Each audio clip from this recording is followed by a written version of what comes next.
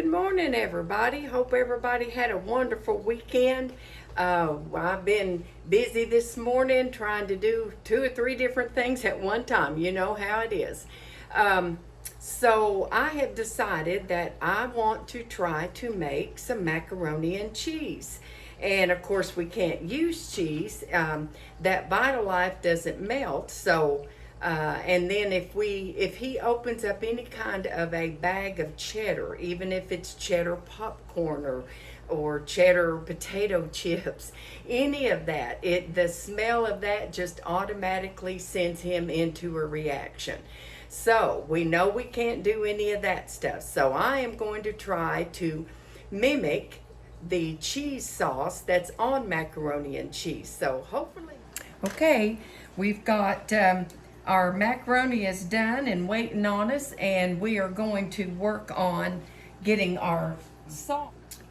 It'll be 3 tablespoons of the extra virgin olive oil. You could use avocado or just plain oil, or if you can tolerate that plant butter, use that. So we're going to put that in there. This will be 3 tablespoons of all-purpose flour, and I'm using the Kirkland, the one that he can use. Okay, so now we're going to slowly add in our Planet Oat milk. This is the extra creamy. That should help it taste a little bit more authentic. We're going to let this bubble and cook for about a couple of minutes while we're stirring it to get rid of that flour taste. As you can see, it's mixed in really good. There's no lumps. And we're going to let it thicken. It needs to boil right here, just a little slow boil right here for about 3 to 5 minutes. First, add a 1/2 cup of nutritional yeast. I don't know if you've ever used nutritional yeast, but it has a cheesy type flavor to it. So we're going to just slowly whisk that in. Okay, I had to change to a bigger pot. So now we're going to finish adding in the nutritional yeast and get that all stirred up. Okay, now we want 1/4 of a teaspoon of ground turmeric, 1/4 of a teaspoon of paprika. This adds that warmth, that cheese, and that pretty cheesy color. And then we have 1/2 of a teaspoon of onion powder and 1/2 a teaspoon of garlic, and 1/4 of a teaspoon of the ground mustard, over 1/2 of a teaspoon of salt. So we can always add a little salt later. We don't want to add too much. And then we also have a little 1/4 of a teaspoon of black pepper. This is simmered about 2 minutes, and as you can see, it's thickened up. We're going to pour some of this into there. I don't want to put all of it.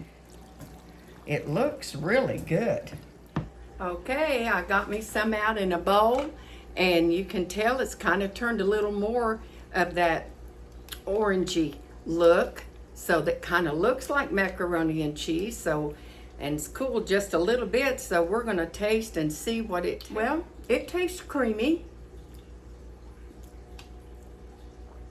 Doesn't taste like Velveeta, but it does have a cheesy taste. I think it needs a little more salt for my part, so I'm going to add a little more salt. Now you can add salt and pepper to taste, see how you like it, but I'm real surprised in it. It's not bad. And that would be, my little grandson loves anything noodles, so if you give him macaroni and cheese, that's all he wants to eat. He loves anything with noodles, so he will really like this, I think. And this means now that we can have macaroni and cheese for a Sunday dinner. And that is something that with the holidays coming up, everybody likes macaroni and cheese on Thanksgiving. This will fit the bill. Not as cheesy as Velveeta, but it's better than nothing. Oh yeah, that salt did a little bit better. So remember that. Add you just a little bit more salt at the end. But look how pretty that is. Isn't that come out? Looks just like macaroni and cheese, but yet it has no dairy except the oat milk. Does not have cheese in it. So, looks good. Y'all give it a try. Let me know what you think. I'm impressed with it.